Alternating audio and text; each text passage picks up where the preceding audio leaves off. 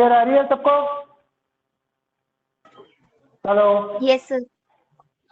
ठीक है। Redox reaction का डेफिनेशन में जाओगे तो the chemical reaction which involves the oxidation and reduction are called as redox reaction.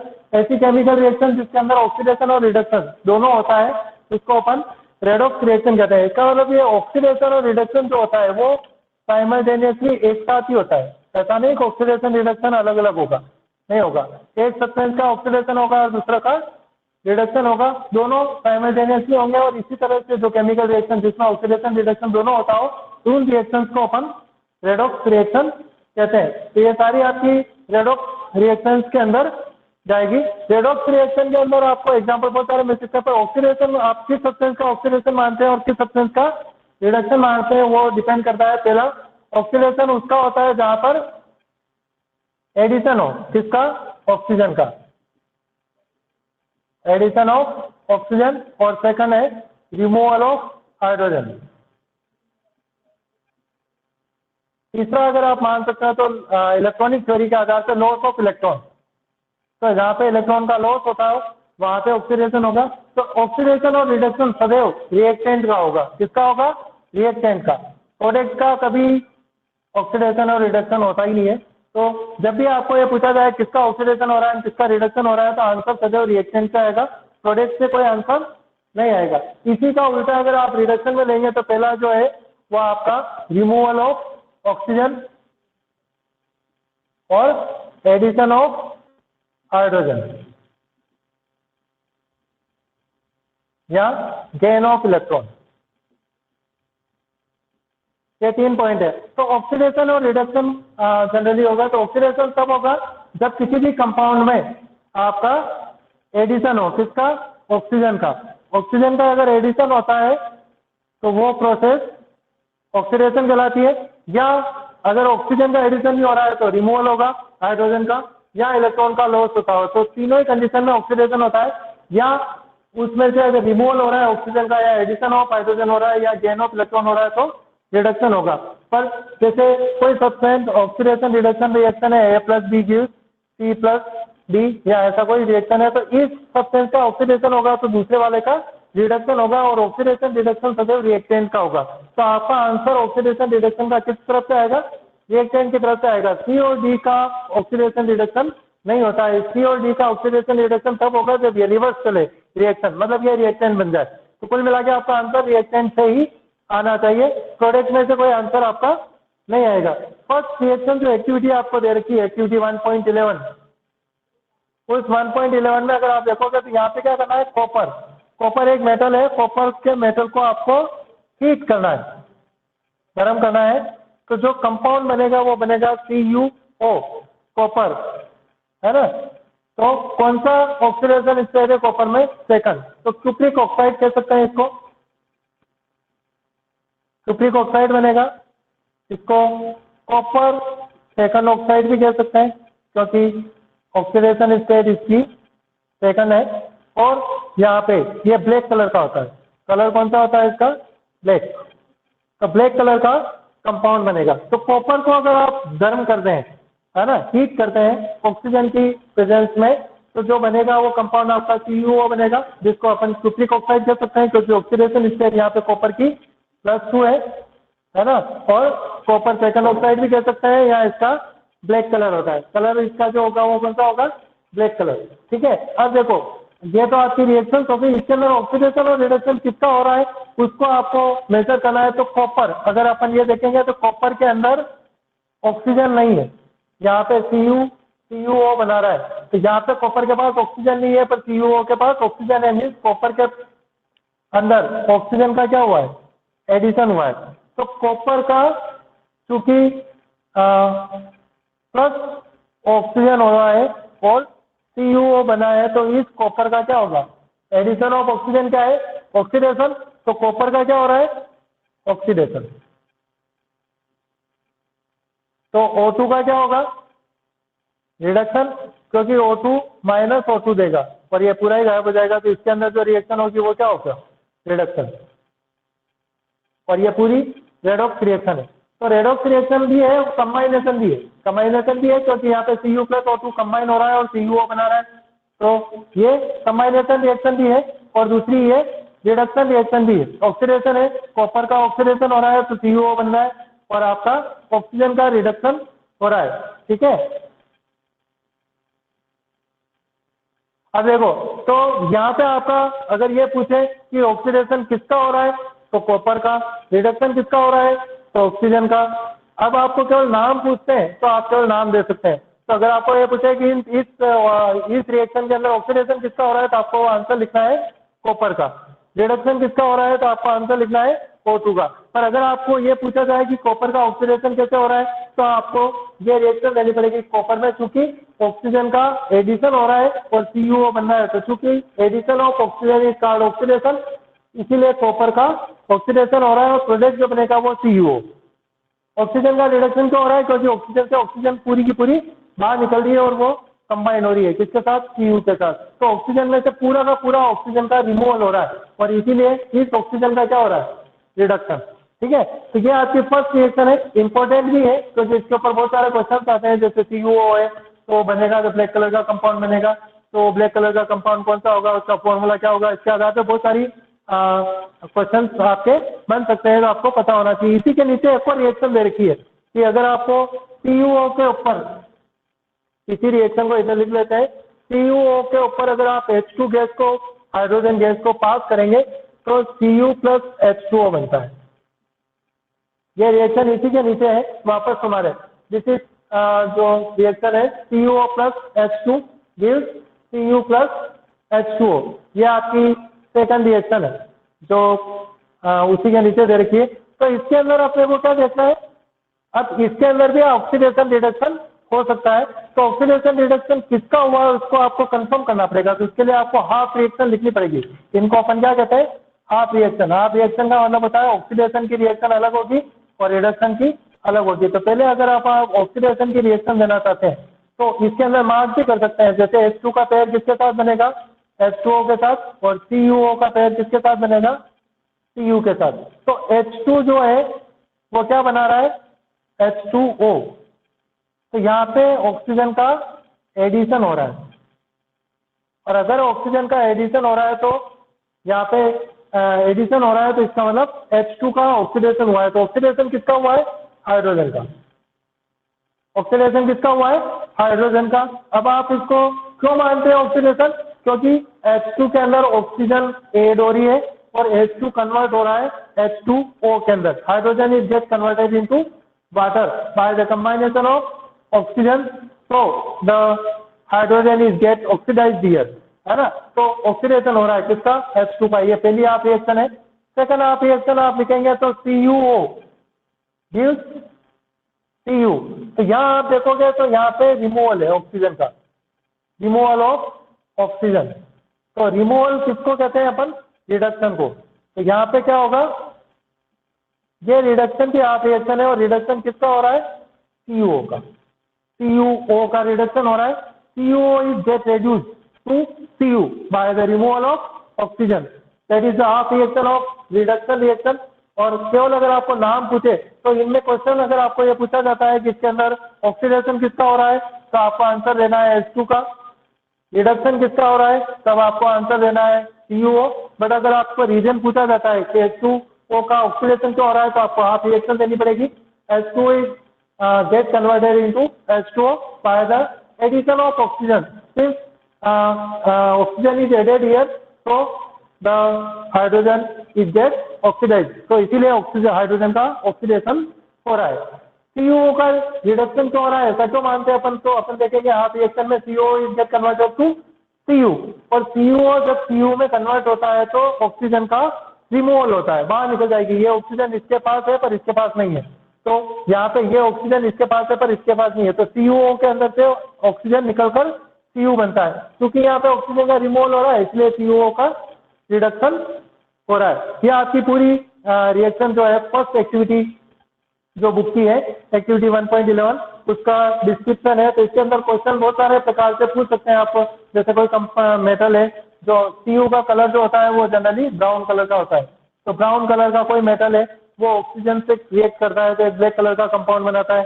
कुछ ब्लैक कलर कंपाउंड के ऊपर अगर आप हाइड्रोजन पास करते हैं तो ब्लैक कलर डिसअपियर हो जाता है। तो write the reactions which are involved in the whole process. तो आपको पूरी रिएक्शन लिखनी पड़ेगी। फर्स्ट CU है जलेगा, तो ऑक्सीजन से ऐड होगा तो CuO बनेगा, ये ब्लैक कलर का कंपाउंड है। और CuO के ऊपर अगर आप वापस हाइड्रोजन पास करते हैं तो Cu प्लस H2O बनता है। तो ये जो कॉपर है, ये जो ब्लैक कलर का कंपाउंड है, इसका ब्लैक कलर का कंपाउंड गायब हो जाएगा और वापस Cu बनाएगा जो ब्राउन कलर का होता है। इट मीन्स ब्लैक कलर वापस डिसअपियर हो जाएगा। तो आपको ऑक्सीडेशन रिडक्शन पूरा इसके अंदर बताना पड़ेगा। ठीक है, तो ऑक्सीडेशन रिडक्शन इस रिएक्शन में समझ में आ गई। ठीक है, अब देखो अगली रिएक्शन अपन देखते हैं, इनको मिटा देता हूं।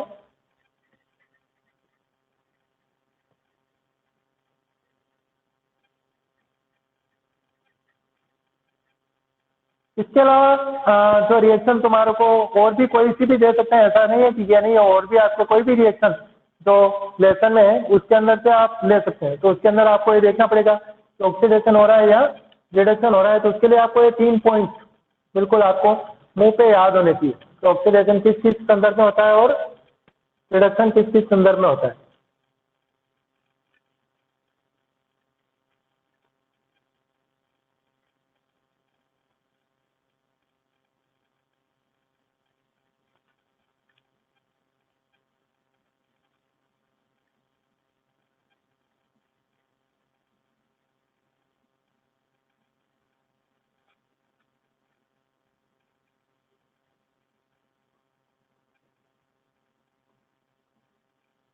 चलो, बुक की अगली रिएक्शन जो है आपकी ZNO प्लस C,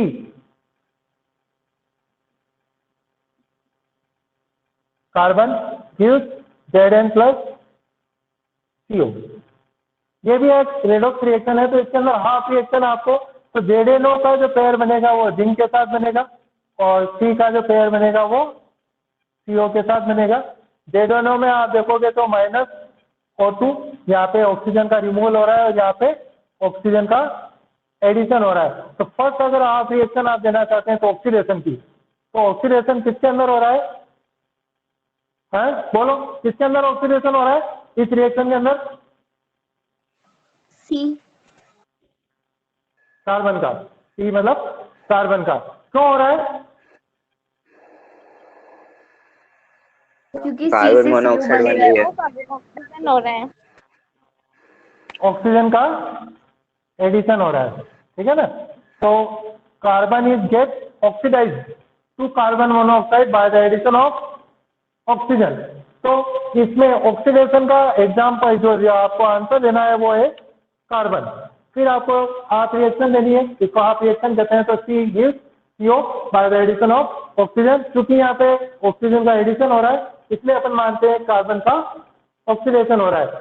सेकंड जो हाफ रिएक्शन आएगी वो ये आएगी ZNO, जिसको इस हाफ रिएक्शन को अपन रिडक्शन मान सकते हैं। तो ZNO ये देता है जिंक -O2 रिमूवल। तो रिडक्शन किसका हो रहा है? जिंक ऑक्साइड का। ऑक्सीडेशन किसका हो रहा है? कार्बन का। ठीक है, तो ZNO is get reduced to zinc by the removal of oxygen. तो जिंक ZNO जो है, जिंक ऑक्साइड जो है वो जिंक में रिड्यूस्ड हो जाता है, किसके द्वारा? ऑक्सीजन के रिमूवल के द्वारा। और चूंकि यहाँ पे ऑक्सीजन का रिमूवल हो रहा है इसलिए अपन मानते हैं ZNO का क्या हो रहा है? रिडक्शन हो रहा है। तो ये आपकी पूरी रिएक्शन है, इसमें आपको हाफ रिएक्शन देनी पड़ेगी। अगर आपको डायरेक्ट क्वेश्चन पूछा जाता है किसका ऑक्सीडेशन किसका रिडक्शन हो रहा है, तो आपको डायरेक्ट नाम देने हैं ZNO और C। तो C का ऑक्सीडेशन हो रहा है और ZNO का रिडक्शन हो रहा है। पर अगर आपको रीजन पूछा जाता है तो आपको पूरा हाफ रिएक्शन देना पड़ेगा। तो हाफ रिएक्शन में C get oxidize to CO by the addition of oxygen and ZNO is get reduce to zinc by the removal of oxygen. ये इसकी है। फिर इसके अंदर एक और रिएक्शन है, इसके अंदर एक चीज और देख लो पहले से, तो वो आपको भी समझ में आना चाहिए। ऑक्सीडेशन रिडक्शन के अलावा एक और होता है जिसको अपन कहते हैं ऑक्सीडाइजिंग एजेंट और रेड्यूसिंग एजेंट। ऑक्सीडाइजिंग एजेंट और रेड्यूसिंग एजेंट क्या होता है? ऑक्सीडेशन और रिडक्शन एक चीज है, ऑक्सीडाइजिंग और रेड्यूसिंग एजेंट अलग चीज है। तो ऑक्सीडाइजिंग और रेड्यूसिंग एजेंट का अगर आप बाय डेफिनेशन जाते हैं तो oxidising agent are the compound are substance which help in the oxidation of other substances, ठीक है, that are called oxidising agent. एक बार और सुन लो, oxidising agent are the substances which help in the oxidation of other substances, मतलब ऐसा substance जो दूसरे के ऑक्सीडेशन में हेल्प करता हो उसको ऑक्सीडाइजिंग एजेंट कहते हैं।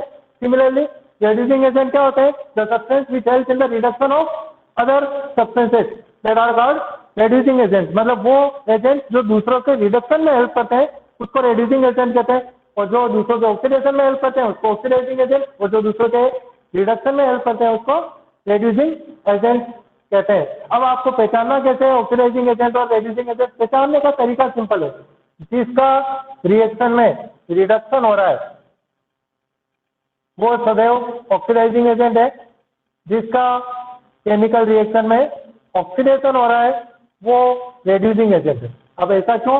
जैसे यहाँ पे इस केमिकल रिएक्शन में लोगे तो आपका रिडक्शन किसका हो रहा है? ZNO का, मतलब ऑक्सीडाइजिंग एजेंट कौन है? ZNO। ऑक्सीडेशन किसका हो रहा है?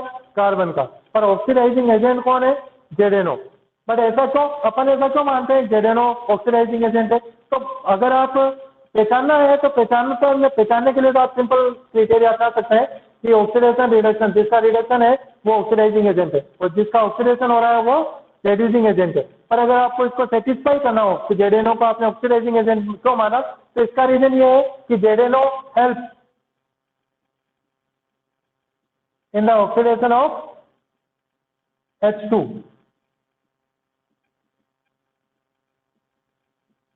by giving O2। ये ZNO H2 के ऑक्सीडेशन में हेल्प कर रहा है। क्यों हेल्प कर रहा है? क्योंकि ये उसको H2 को क्या दे रहा है? ऑक्सीजन दे रहा है ना? तो ऑक्सीजन दी किसने? ZNO ने। किसको दी? हाइड्रोजन को। तो हाइड्रोजन का ऑक्सीडेशन इस ZNO की वजह से हुआ है, क्योंकि ये डोनर है ऑक्सीजन का और ये हाइड्रोजन क्या? सी, यहाँ पे अपने कार्बन, ठीक है। तो कार्बन का इसने ऑक्सीडेशन किया, कैसे किया? इसको ऑक्सीजन देकर।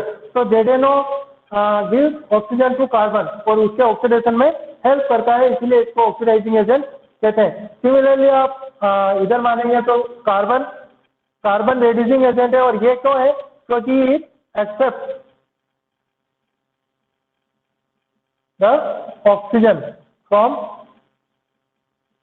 ZNO and help in the reduction of ZNO, इसलिए ये रेड्यूसिंग एजेंट है। अब कार्बन रेड्यूसिंग एजेंट को मानते हैं क्योंकि कार्बन ZNO के रिडक्शन में हेल्प करता है। कैसे हेल्प करता है? ये एक्सेप्ट करता है उसकी ऑक्सीजन को। तो रिडक्शन के लिए क्या चाहिए? Removal of oxygen. तो रिमूवल कब होगा? जब कोई एक्सेप्टर हो, और जो कोई लेने वाला ही नहीं होगा तो वो देगा किसको? तो लेने वाला यहाँ पे कौन है? कार्बन, और ये इसको ऑक्सीजन दे देता है। तो ये इसके रिडक्शन में हेल्प करता है, इसलिए ये रेड्यूसिंग एजेंट है। तो रीजन पूछे तो आपको ये देना पड़ेगा बिल्कुल। तो उसको ऑक्सीडाइजिंग एजेंट क्यों कहते हैं, रेड्यूसिंग एजेंट क्यों कहते हैं, केवल पहचानना है तो सिंपल है। जिसका रिडक्शन हो रहा है वो ऑक्सीडाइजिंग एजेंट और जिसका ऑक्सीडेशन हो रहा है उसका रेड्यूसिंग एजेंट। और अगर आपको रीजन पूछे तो आपको रीजन देना पड़ेगा। ऑक्सीडाइजिंग एजेंट वो है जो दूसरे के ऑक्सीडेशन में हेल्प करता है, और रेड्यूसिंग एजेंट वो है जो दूसरे की रिडक्शन में हेल्प करता है। ये रिएक्शन में दोनों है, ऑक्सीडेशन रिडक्शन और ऑक्सीडाइजिंग एजेंट और रेड्यूसिंग एजेंट दोनों, ठीक है। चलो अगली रिएक्शन जो है वो आपकी बुक की, वो बहुत इंपॉर्टेंट है, ऑक्सीडेशन रिडक्शन के फल।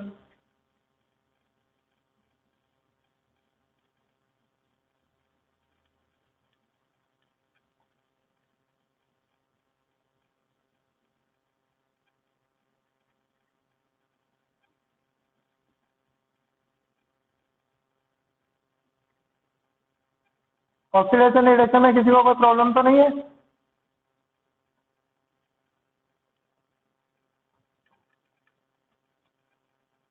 आवाज तो आ रही है? Yes sir.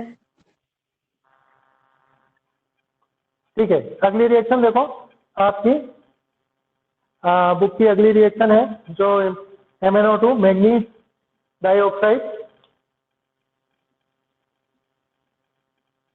that with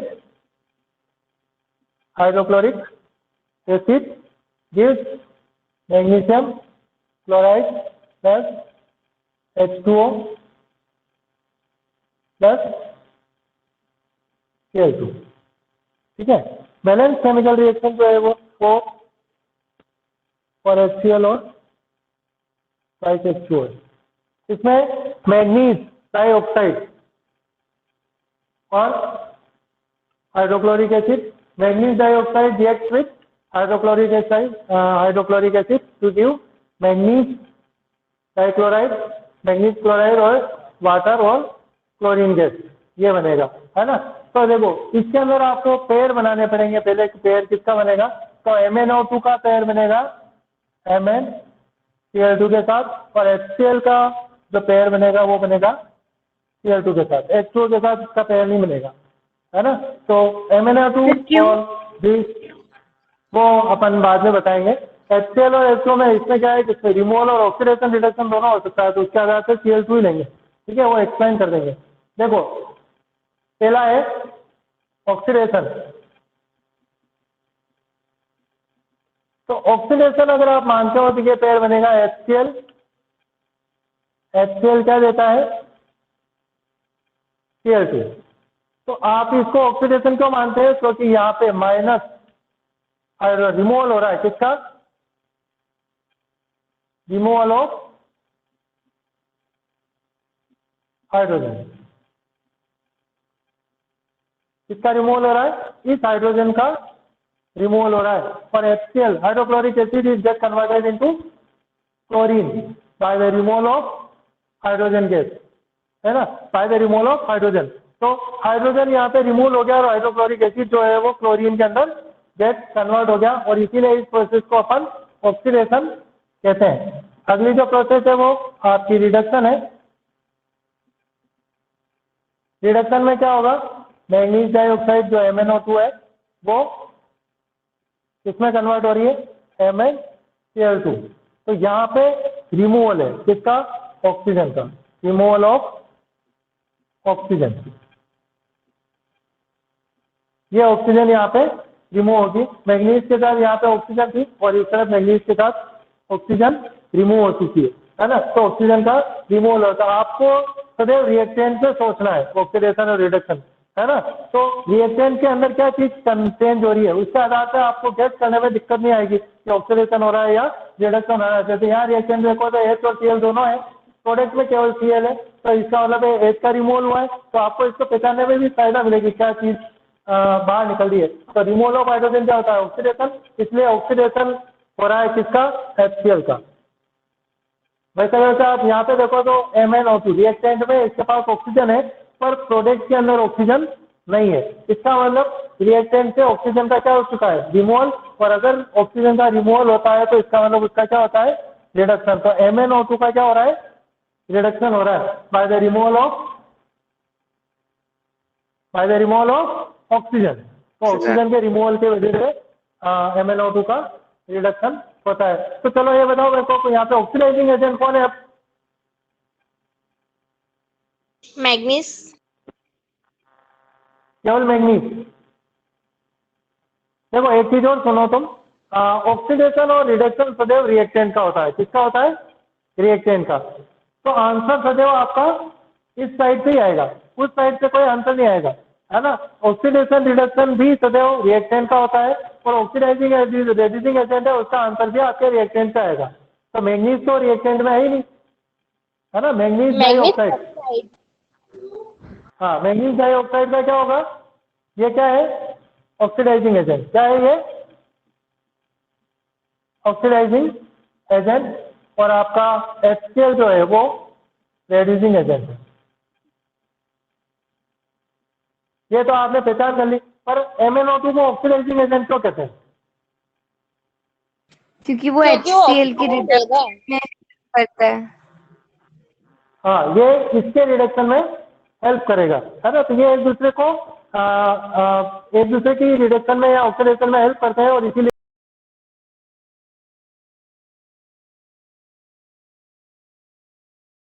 smell of the food will get changed due to the oxidation of fat oil that is present in food. तो फैट और ऑयल जो होता है, फैट जो होता है उसके अंदर, फूड के अंदर, वो उसका क्या हो जाता है, ऑक्सीडेशन। क्या हो जाता है, ऑक्सीडेशन हो जाता है, और उसकी वजह से उस फूड का टेस्ट और स्मेल दोनों चेंज हो जाते हैं। ठीक है ना। तो इस प्रोसेस को अपन रेंसिडिटी कहते हैं। कुल मिला के ये कह सकते हैं कि फूड खराब हो जाएगा, मतलब खराब हो जाता है वो, तो उसका टेस्ट और स्मेल दोनों चेंज हो जाएगा। तो प्रोसेस जो इन्वॉल्व है इसमें, वो कौन सी प्रोसेस है, ऑक्सीडेशन। ऑक्सीडेशन किसकी वजह से होती है, O2 की वजह से। तो यहाँ पे जो फूड होते हैं वो खराब होंगे किसकी वजह से, ऑक्सीजन की वजह से, ऑक्सीडेशन की वजह से, और वो उनका टेस्ट और स्मेल चेंज हो जाता है। इस प्रोसेस को रेंसिडिटी कहते हैं। मीन्स रेंसिडिटी समझ में आया। फूड जो होता है, फूड के अंदर जो फैट या ऑयल प्रेजेंट है, वो ऑक्सीजन की प्रेजेंस में ऑक्सीडाइज हो जाता है, और वो जो कंपाउंड बनाता है फैटी एसिड, और उसकी वजह से टेस्ट और स्मेल फूड का क्या हो जाता है, चेंज हो जाता है। और इस पूरी प्रोसेस को अपन रेंसिडिटी कहते हैं। ठीक है। तो जो प्रोसेस इन्वॉल्व है वो क्या है इसके अंदर, ऑक्सीडेशन है ना। तो रीजन आपको समझ में आ गया रेंसिडिटी हुई क्यों। तो रेंसिडिटी किसकी वजह से हुई है, ऑक्सीडेशन की वजह से। और ऑक्सीडेशन किसका होता है, फैट और ऑयल जो भी फूड के अंदर प्रेजेंट होता है उसका। तो वो रिएक्ट करते हैं ऑक्सीजन से, और उस अपने आप ऑक्सीडाइज हो जाते हैं, और ऑक्सीडाइज होकर फैटी एसिड या दूसरे कंपाउंड बनाते हैं, और उसकी वजह से उस फूड का टेस्ट और स्मेल क्या हो जाती है, चेंज हो जाती है। तो इस प्रोसेस को रेंसिडिटी कहते हैं। अब प्रिवेंशन में अगर आप जाते हैं तो आपको प्रिवेंट करना है कि अगर आप रेंसिडिटी को प्रिवेंट करना चाहते हैं कि फूड खराब नहीं हो, तो उसके लिए आप क्या कर सकते हैं, कुछ एंटीऑक्सीडेंट मिला सकते हैं उसके अंदर। जैसे जितने भी प्रोडक्ट आते हैं नेचुरली, मतलब नेचुरल क्या जो कंपनियां बनाती है, इनके अंदर डिब्बेबंद जो आते हैं, उनके अंदर वो बहुत सारे केमिकल एंटीऑक्सीडेंट के रूप में मिला देती है। तो उससे क्या होगा, ये एंटीऑक्सीडेशन प्रोडक्ट जो होते हैं वो ऑक्सीडेशन को स्टॉप करते हैं या स्लो करते हैं।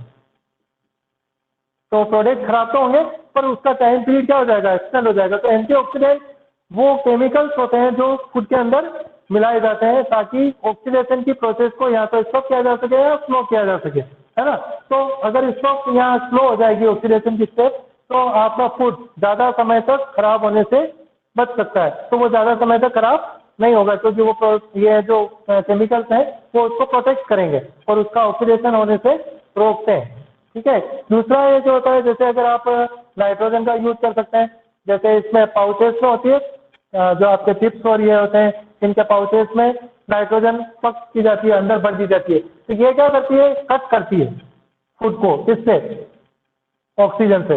नाइट्रोजन एक अनरिएक्टिव गैस है, तो फूड के साथ नाइट्रोजन तो रिएक्ट करेगी नहीं, पर नाइट्रोजन क्या करेगी, ऑक्सीजन को उस फूड के कांटेक्ट में आने से भी स्टॉप कर देगी। तो नाइट्रोजन की वजह से तो चिप्स और ये जो होता है उसके अंदर नाइट्रोजन केवल इसीलिए भरी जाती है क्योंकि नाइट्रोजन अपने आप में एक अनरिएक्टिव गैस है। तो अनरिएक्टिव गैस है तो वो तो खुद तो रिएक्ट करेगी नहीं, और दूसरा ये क्या काम करती है, उसको बिल्कुल कट ऑफ कर देती है ऑक्सीजन से। तो जब फूड ऑक्सीजन के संपर्क में नहीं आएगा तो रेंसिडिटी होगी नहीं। ठीक है। तीसरा, एयर टाइट कंटेनर अपन यूज कर सकते हैं। जितने भी आप पैक्ड मटेरियल आते हैं वो सभी एयर टाइट कंटेनर में आते हैं, है ना। तो एयर टाइट कंटेनर का मतलब होता है उस फूड को पैक करने के बाद उसके अंदर से सारी एयर को बाहर निकाल दिया जाता है और फिर उसको पैक कर दिया जाता है। तो ये जो फूड सब्सटेंस है वो खुलता नहीं है तब तक वो ऑक्सीजन की कांटेक्ट में नहीं आ रहा है, और ऑक्सीजन के कांटेक्ट में नहीं आ रहा है तो इसका जो पीरियड है वो एक्सटेंड हो गया, तो ये जल्दी खराब नहीं होता है। इसके अलावा प्रिजर्वेटिव्स भी मिला सकते हैं, या फ्रीज का रेफ्रिजरेटर का उपयोग कर सकते हो आप, है ना। तो रेफ्रिजरेशन जो होता है फ्रीज का या इसका उपयोग कर सकते हैं। तो वो क्या करता है, लो टेम्परेचर देता है ना। तो लो टेम्परेचर में भी ये ऑक्सीजन या तो वो ऑक्सीजन को कट ऑफ भी करता है, दूसरा लो टेम्परेचर देता है, वहाँ पे बैक्टीरियल ग्रोथ और ऑक्सीडेशन की प्रोसेस जो होती है वो क्या हो जाती है, स्लो हो जाती है।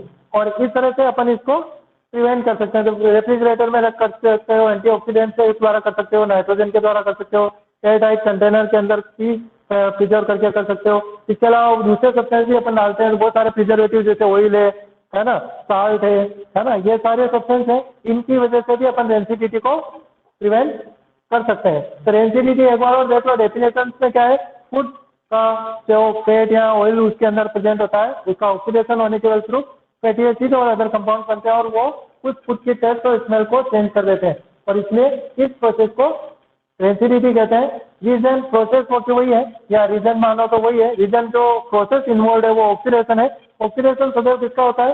जो फैट और ऑयल फूड के अंदर प्रेजेंट होता है उसका। तो उसकी वजह से जो प्रोडक्ट बनाते हैं वो टेस्ट और स्मेल चेंज कर देते हैं, और उसकी वजह से रेंसिडिटी हो जाती है। तो आपको प्रिवेंशन अगर करना है तो आपको फूड को ऑक्सीजन के कांटेक्ट में आने से बचाना पड़ेगा, या ऑक्सीजन के कांटेक्ट में रहे तो ऑक्सीडेशन की प्रोसेस को स्लो करना पड़ेगा। तो ये बाकी की नीचे की जो मेथड्स है वो प्रिवेंशन करती है रेंसिडिटी को, ताकि वो जो कंपाउंड है वो रेंसिड नहीं हो। लेसन आपका